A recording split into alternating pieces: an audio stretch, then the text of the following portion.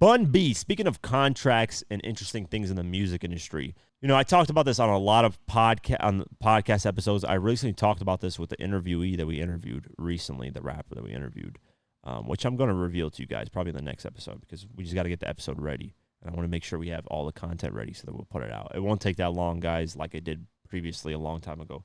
It will not take that long. But I talked to him about this as well. Death clauses in contracts. Record labels, when they sign artists, people say that it's an insurance thing and it's to make sure that their asset isn't, they don't lose money on something they invested in. I get that point of view, but when these artists die prematurely or something weird comes out where, this person died because of this and it doesn't make any sense, that then raises questions to me because an artist dead, depending on where their career is at, is worth a lot more than an artist alive. And the proof in that is in Michael Jackson, because when Michael Jackson was alive, yes, he was worth billions. Yes, it was nice to have him alive in terms of record label thing because he did that. He was going to start that tour. This is it. Probably tour some more, make some money. But he wanted to do that to pay off his debts that he owed. But what's better than that? Killing him and making sure that all the money that comes, the record label tries to seize it and gets their money and funnels it through them. That way, any debt that they owe, they're just taking his money and his family barely gets anything. That's what I mean with death clauses. Labels would sometimes like it better if you die because also your popularity skyrockets. Because when Michael Jackson died, all of a sudden, album sales were through the roof. This is before really streaming, 2009. Album sales were back through the roof. Everybody showed interest in Michael Jackson, buying everything related to Michael Jackson. Sales went up, money got up, worth way more dead than alive because of the nostalgia, people supporting. So death clauses to me is scary. When you sign something, there's a death clause in there. Sometimes the better interest for the label is to kill you versus having you alive. So Bun B recently was doing an interview with Idea Generation. And he revisited the contract that he had with his group UGK, obviously him and Pimp C, who passed away in 2007. But he talks about the contract that they had. And let me play the clip here. I've heard a lot of horror stories about deals, right? But typically that's about recoupment, right? Like that's about stealing publishing, that's about percentage and really about money. The most fucked up thing in the UGK contract was there was a death/jail clause in my contract, which stated that if one of us died or if one of us went to jail, that we could replace that member, but at a lower percentage rate. And I was actually asked if I wanted to exercise this clause when Pimp C went to jail. And this was put in there by the Jive lawyers yes, or by your this was in the original contract I signed in 1992. A death clause. And I could replace my dead friend, but at a lower rate. So yeah, that was the kind of thing. And obviously we had fucked up recoupment and all of that. And there were amendments in this contract that we signed in 1992 that we didn't fully fix until Pimp came home from prison in like 2005.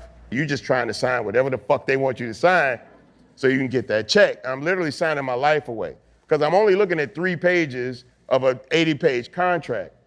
So there's only 3 pages giving me what I want. I'm not paying attention that the other 77 pages are giving them what they want. But I'm an artist, I'm hungry, I'm young. I just want to be able to say, I signed a deal, right? I'm in New York, all of that. It's cap, right? It's all cap. We signed a deal and we go out in the hallway, right? Like we don't go out in a minute to talk. And we go out and we high five and we like, yeah, we did this shit. And we see KRS-One coming down the hallway. Like, oh shit, now it's real New York, because I'm at a New York record label. I'm signing the deal, and here comes KRS-One, one of the most dominant figures in hip hop at the time. And we introduce ourselves, hey, we're UGK, this is Pimp C, I'm Bun B, we came up here to sign this deal. They're like, did y'all sign yet? And I was like, yeah, we just signed. Fuck, damn. Good luck, young man. Like,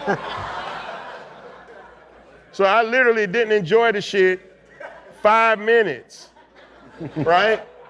And I went from thinking I did the best thing I've ever done for myself in my life to realizing I probably just did the worst thing I could do in my life. And literally from that point on, we were almost actively in a state of regret renegotiation, literally, without even leaving.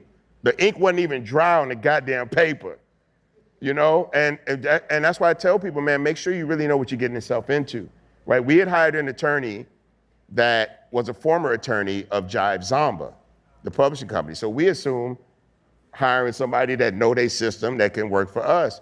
No, we hired somebody that created and structured a deal that worked in their favor, and there was a $50,000 check for her that didn't come from us in this entire negotiation, in those 77 pages I was talking about. And so literally from that point forward, our whole career in our minds is to try to make music that becomes popular enough, that sells enough, that we're in a position to negotiate. That's crazy. The fact that the original contract they signed had a death clause and then a bunch of different things that when they submitted albums, they couldn't get the proper clearances, so the labels decided to reproduce their own songs. Lots of things behind the scenes that I learned as time goes on. When I used to do my What Happened To videos, I'm still doing them, but when I did them, a lot of the artists that watched my videos that were on the What Happened To videos, like for example, Mike Jones, he clarified to me that, yeah, you're accurate, that the labels usually cause these inner problems between artists and do things without the artist's approval, and then that's where it causes conflict, and they don't see eye to eye. And usually in business, especially if one person has more of the power and they don't see eye to eye with you, you're not going to get your product out there. So it's definitely something that happens day in and day out with artists. Maybe not so much now because of the social media presence. Now you can kind of create your own brand and build your own buzz up, and you don't really need a label. I mean, that was just proven with Oliver Anthony, random country guy making country music, blown up #1 on Billboard Hot 100. It was interesting to hear this from Bun B. It's interesting to hear it from all kinds of artists that complain about record labels. Death clauses are very real. They definitely see more potential in you dying because people reminisce on your music, stream it more, buy more of your products, than versus you living and enjoying your life or reaping the benefits. As you can notice, too, Bun B was talking about how in this interview he mentioned how labels kept trying to keep UGK in debt so that they can continuously owe them. They would always funnel ways to make sure that, hey, you're still going to owe us money no matter how many records you sell. And labels are savage like that. So it was interesting to watch this interview. Definitely, I recommend checking it out. It's from Idea Generation, Bun B. Check it out. Very, very dope interview and a lot of cool stories that I had never heard before. So shout out to Bun B for revealing a lot of these details that a lot of artists really don't reveal when getting interviewed.